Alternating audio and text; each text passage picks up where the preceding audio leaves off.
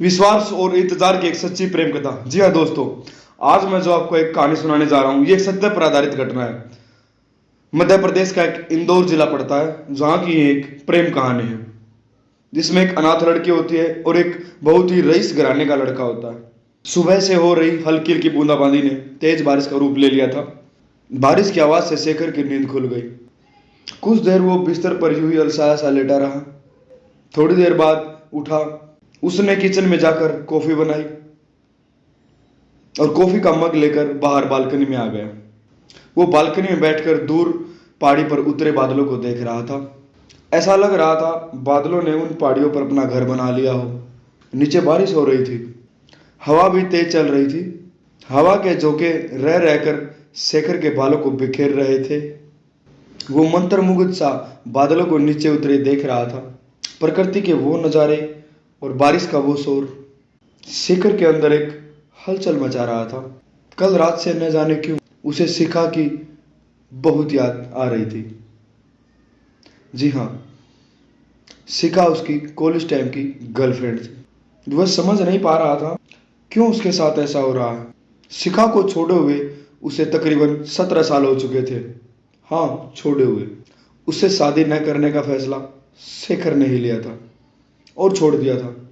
शिखा को उसकी किस्मत के भरोसे उसने एक बार भी नहीं सोचा गरीब अनाथ शिखा उसके बिना कैसे जिएगी। आज शिखा को याद करके वो अपने दिल को काबू नहीं कर पाया और बह जाने दिया उसने खुद को शिखा की यादों में।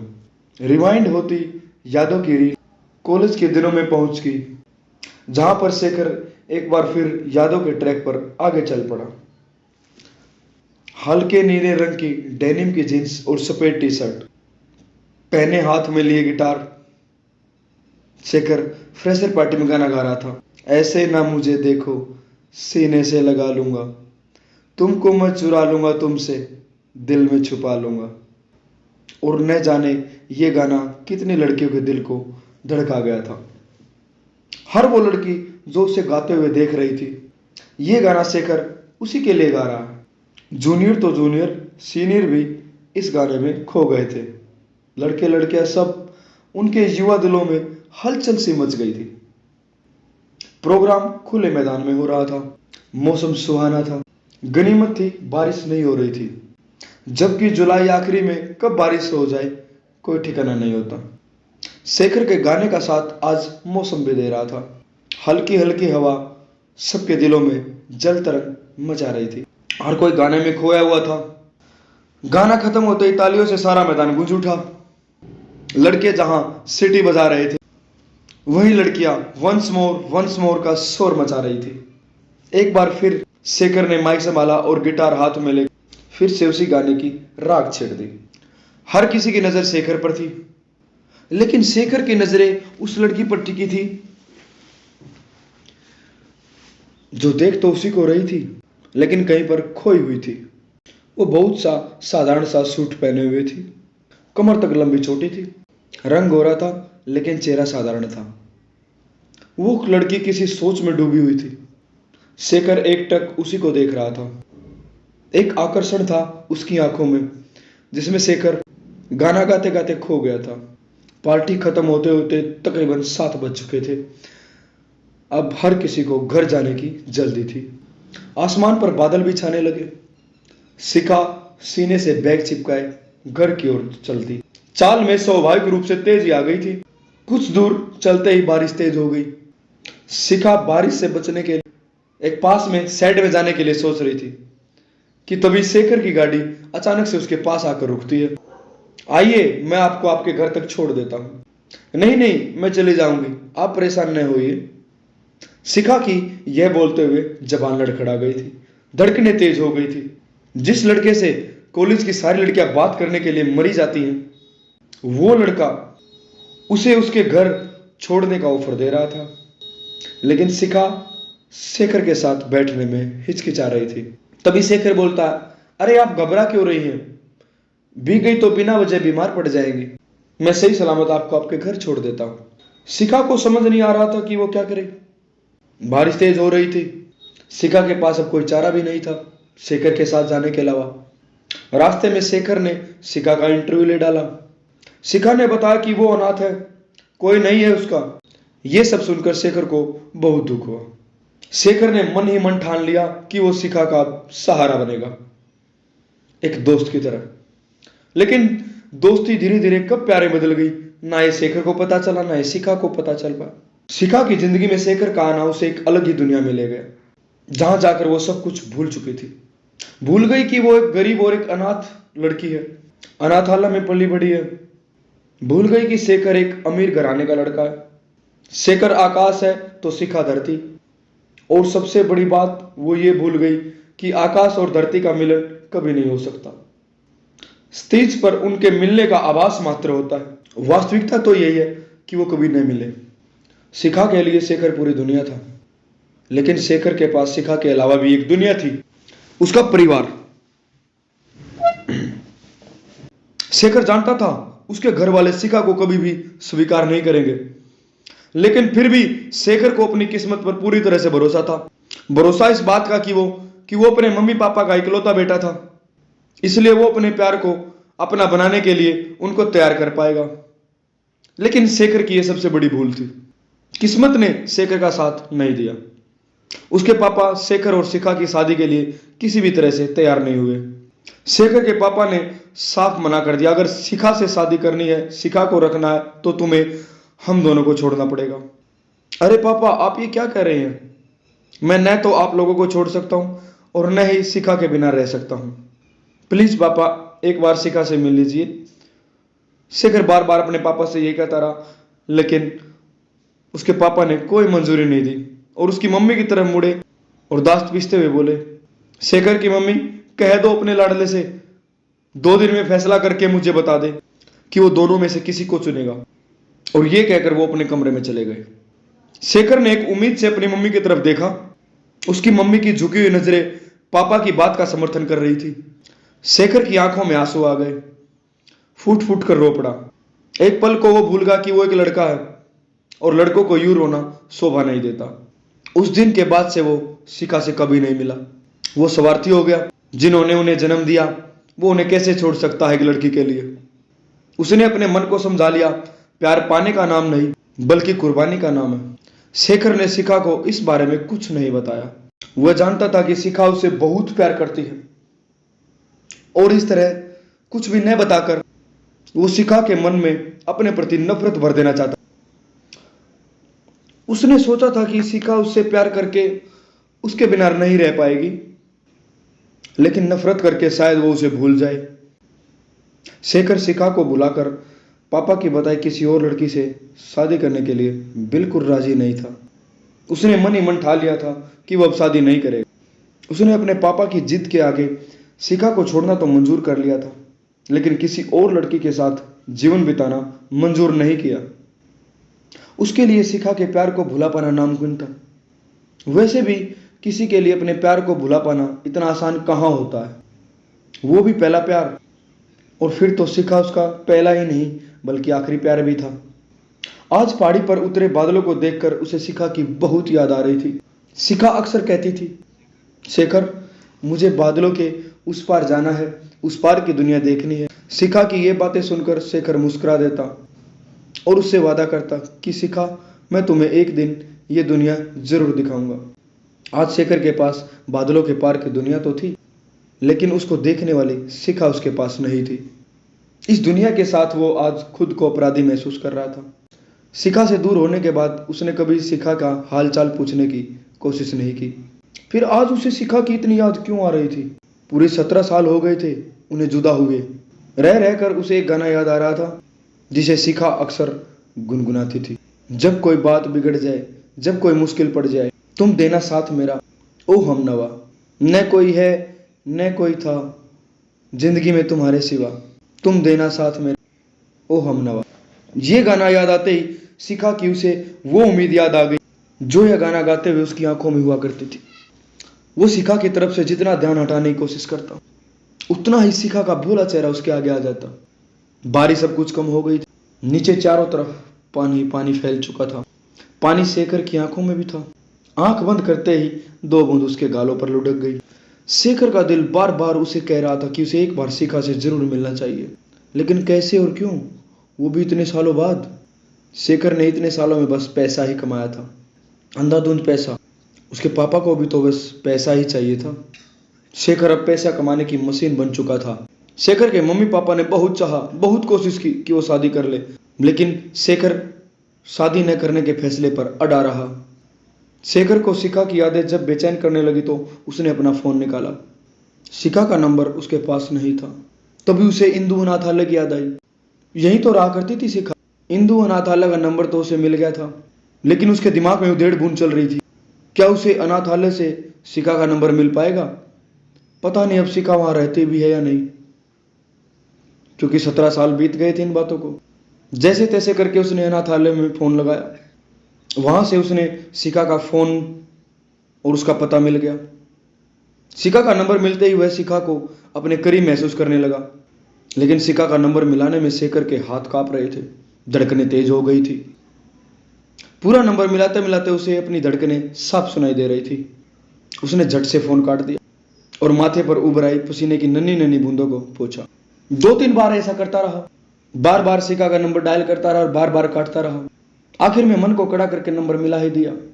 लगातार घंटी बजती रही। शेखर बस फोन काटने वाला था कि तभी उधर से आवाज आती है, हेलो। यह आवाज शिखा की नहीं, किसी बच्ची की थी। शिखा की जगह एक बच्ची की आवाज सुनते ही शेखर हड़बड़ा गया। वो घबरा उठा। कहीं ना कहीं शेखर के दिल को धक्का लगा। उसने बोला, क्या मैं शिखा जी से बात कर सकता हूं? उधर से आवाज आती है, आप कौन बोल रहे हैं अंकल? शेखर जवाब देता है, मैं शिखा जी का मित्र हूं, हम कॉलेज में दोनों साथ पढ़ते थे। उधर से बच्ची की आवाज आती है, कहीं आप शेखर अंकल तो नहीं बोल रहे? शेखर बोलता, हाँ हाँ मैं ही हूं। अचानक एक बच्ची के मुंह से अपना नाम सुनकर शेखर चौंक जाता है। उसे समझ नहीं आ रहा था कि वो उस बच्ची से कैसे पूछे कि वो कौन है, जबकि वो जान रहा था सब। लेकिन मन का कोना उस सच्चाई को स्वीकार नहीं करना चाह रहा था। तभी वो बच्ची फिर बोली, अंकल प्लीज आप घर आ जाइए, मम्मी की तबीयत बहुत खराब है, उनकी हालत बिल्कुल ठीक नहीं है, वो बस आपको याद करती है। शिखा की बेटी बोल रही है कि मम्मी की हालत बिल्कुल खराब है। वो बार बार शेखर को ही याद करती रहती है, लेकिन यह कैसे हो सकता है? शेखर सोचता है शिखा के पति शायद ना रहे हों, या फिर उसने तलाक दे दिया हो, लेकिन क्यों? और फिर शिखा मुझे क्यों याद करती है? शेखर के मन में बहुत कुछ चल रहा था। तभी उस बच्ची की आवाज फिर से आती है, हेलो अंकल, आप सुन रहे हैं ना? प्लीज आप जल्दी आ जाइए, शायद मम्मी के भीतर आपको मिलने के बाद फिर से जीने की उम्मीद जग जाए। अंकल, हम दोनों बहनें मम्मी के बिना अनाथ हो जाएंगी, हम दोनों बहनों को अनाथ होने से लिए बचा लीजिए, प्लीज अंकल मेरी मम्मी को बचा लो। फूट फूट कर रो पड़ी है वो बच्चियां। आंसू तो शेखर की आंखों में भी आ गए थे। आज उसी से मिलने जाने के लिए उसकी आंखों नम हो गई थी। बार बार लड़की प्रार्थना करी थी कि उसकी मम्मी को बचा ले।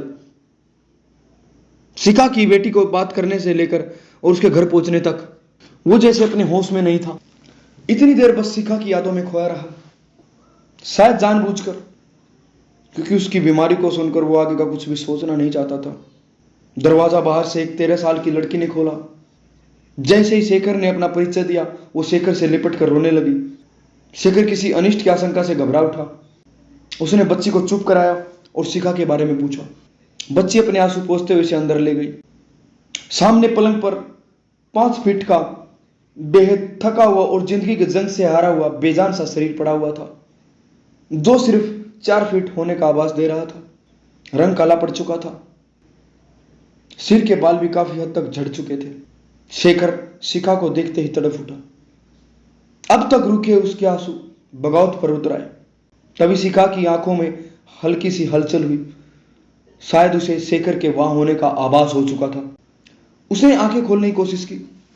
इस कोशिश में उसकी पलकें कई बार खुली और बंद हुई, लेकिन आखिर में शिखा आंखें खोलने में कामयाब हो जाती है। शेखर को देखते ही शिखा की आंखों से आंसू बहने लगे, लेकिन चेहरे पर हैरानी की बजाय एक असीम संतोष ने जगह ले ली। अब तक उसकी आंखों में जो अपनी बच्चियों को लेकर, उसके भविष्य को लेकर जो डर था, शेखर को देखकर वो डर उसकी आंखों से खत्म हो गया था। अब उसे खुद के मरने का कोई डर नहीं था। उसके होठ कांपे, हल्की सी मुस्कुराहट आई। उसके होठ शेखर को बहुत कुछ कहना चाह रहे थे, लेकिन होठ उसका साथ नहीं दे रहे थे। फिर भी बहुत कोशिश करने से उसके मुंह से एक शब्द निकला, शेखर। शेखर ने आगे बढ़कर शिखा को अपनी बाहों में भर लिया। उसकी बाहों में आकर शिखा एक छोटी बच्ची की तरह चिपक गई, फूट फूट कर रोने लगी।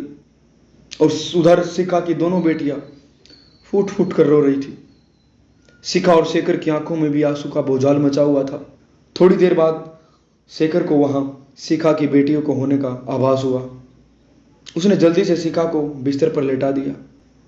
तभी शिखा की बड़ी बेटी ने शिखा की रिपोर्ट शेखर की तरफ बढ़ा दी। कुछ पल तक शेखर शिखा की बेटी के हाथ में शिखा की रिपोर्ट को देखता रहा और शिखा की हालत देखकर ही हक्का बक्का हो रहा था और उसकी रिपोर्ट देखकर हकीकत से रूबरू नहीं होना चाहता था। अंदर ही अंदर शेखर टूटता जा रहा था, लेकिन फिर भी उसके आगे 3 जिंदगी थी जो उस पर आस लगाई हुई थी। ऐसे में ही तो शेखर को खुद को संभालने के अलावा कोई चारा नहीं था। शेखर ने बच्ची के हाथ से रिपोर्ट ले ली, लेकिन उसे खोलकर देखने में उसे काफी समय लगा।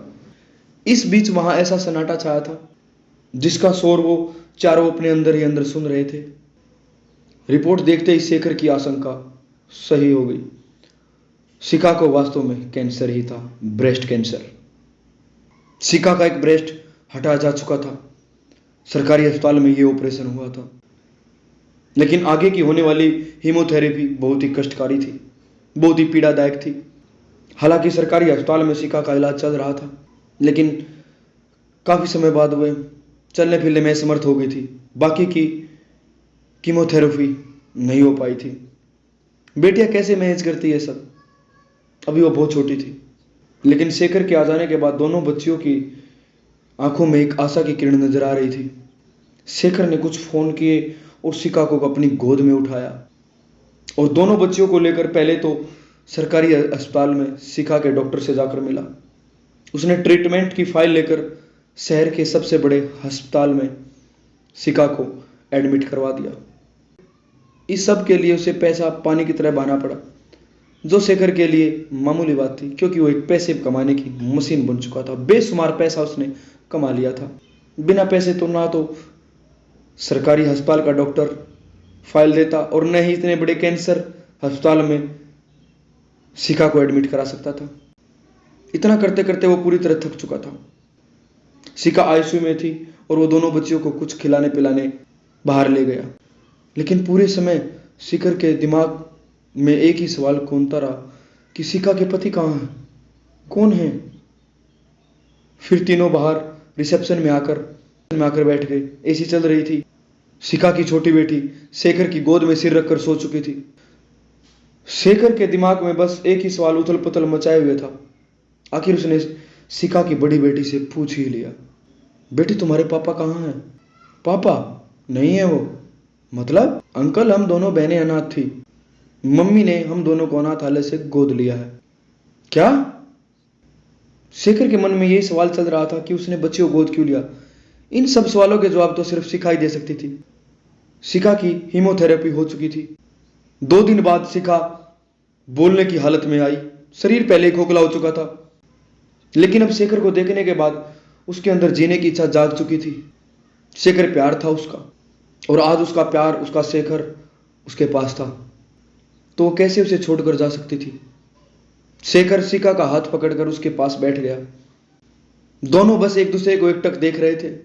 दोनों के लफ्ज खामोश थे, लेकिन उन दोनों के बहते हुए आंसू एक दूसरे से बात कर रहे थे।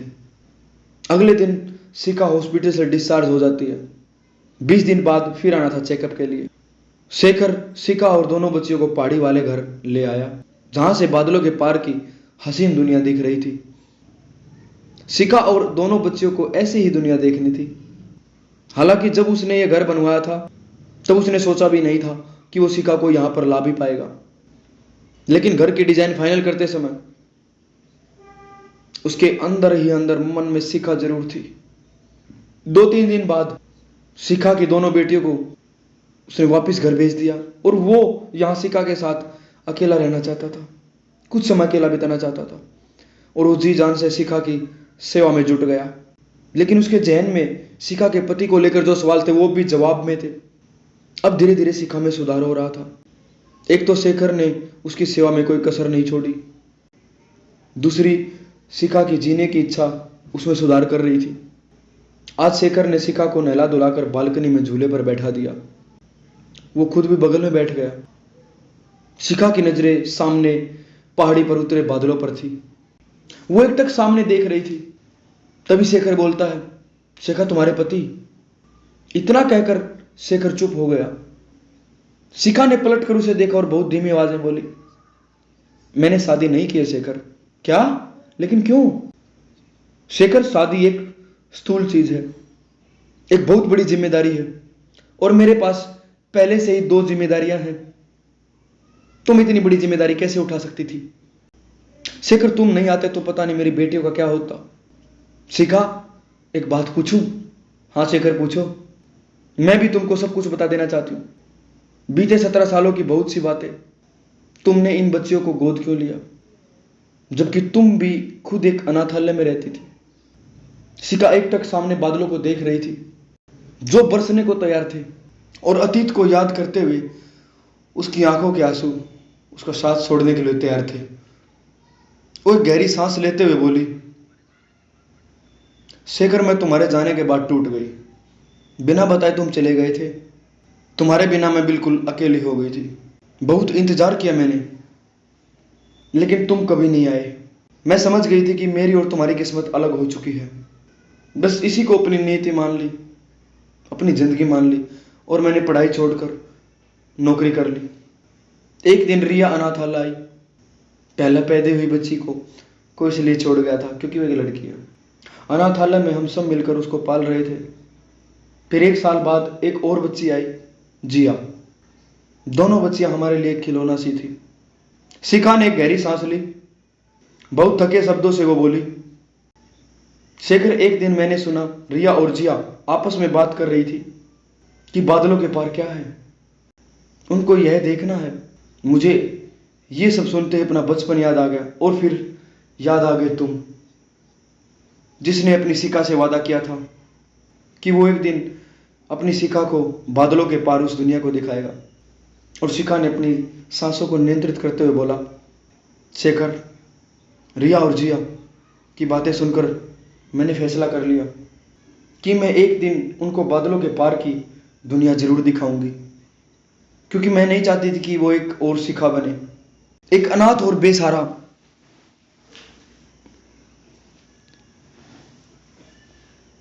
शेखर की नजरें झुक जाती हैं। उसे आत्मग्लानि हो रही थी।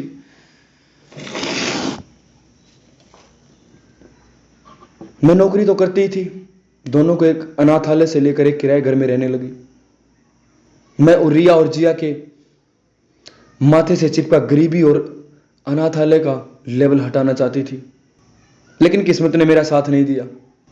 लेकिन मेरी उम्मीदों का फैसला मेरी किस्मत को ही करना था। और देखा, मुझे कैंसर हो गया। मैं मरना नहीं चाहती थी। शायद ईश्वर ने इसलिए तुमको मेरे पास भेज दिया। अब मुझे अपनी बेटियों की न तो चिंता है और न ही अपने मर जाने का दुख। शेखर शिखा के अंतिम शब्द सुनकर तड़फ उठता है। उसने शिखा के मुंह पर हाथ रख दिया। वो शिखा को अपने सीने से लगाते हुए बोला, प्लीज शिखा, ऐसे मत बोलो। मैं अब तुमको कहीं नहीं जाने दूंगा।